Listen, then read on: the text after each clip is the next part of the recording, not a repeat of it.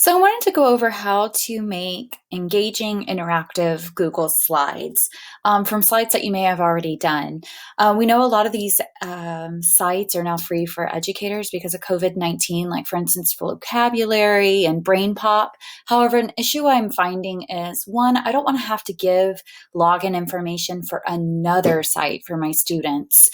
And I'm also finding that all the resources that they're saying are free aren't necessarily free for the student side and just maybe possibly for the teacher side. So I want to show you how you can do like a little workaround since teachers do have access to vocabulary and brain pop, and even the district has purchased STEM scopes for us without having to get the students to sign in and create another account, or how to get them to remember login information for all these other types of sites. So what we can do is we can embed images on top of our Google Slides, like right here. I can turn this image into a clickable icon where when the students click it, it takes them directly to the video I want them to see from vocabulary or from Brain Pop. Or even from YouTube or from whatever type of content I want them to be accessing, I can turn this image into a clickable. So I'm going to show you how to do that. There is a little bit of app smashing that's happening here.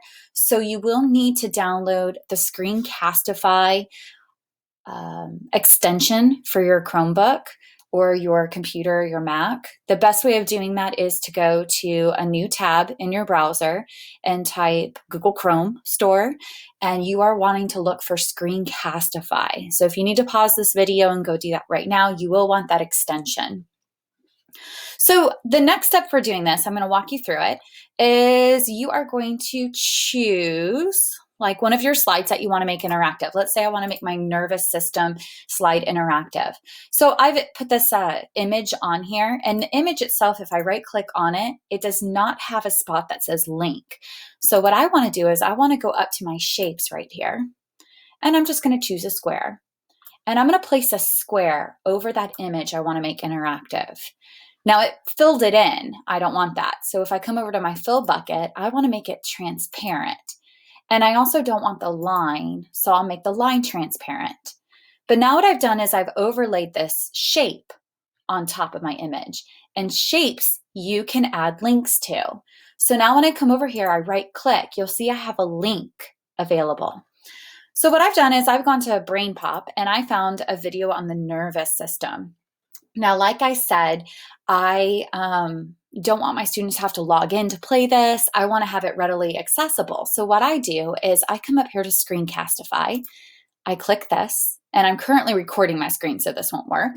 But then I will go ahead and click record, and then I press play on this video, and I record this 2.5 minute or 2-minute, 21-second video.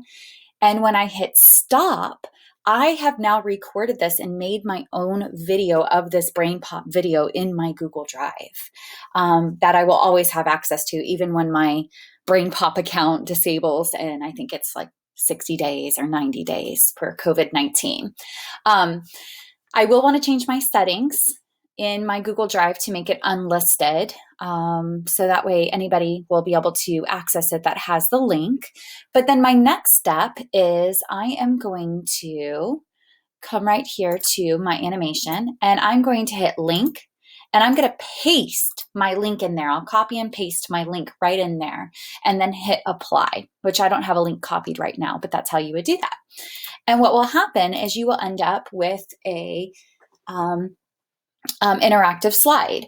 So I have done this already in some of my other slides, so I can show you. So for instance, if I go up here to my circulatory one, I actually put in there, click the heart and added an arrow. So when my students mouse over this, it will take them to a Brain Pop video on the circulatory system. And I've done it just for like a little extra help. Click the stomach. If they come here, they mouse over this, it will take them to a Brain Pop video on the digestive system.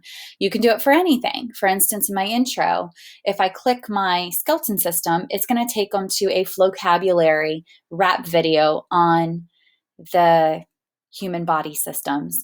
So it's a great way of linking that content and kind of doing a workaround as well.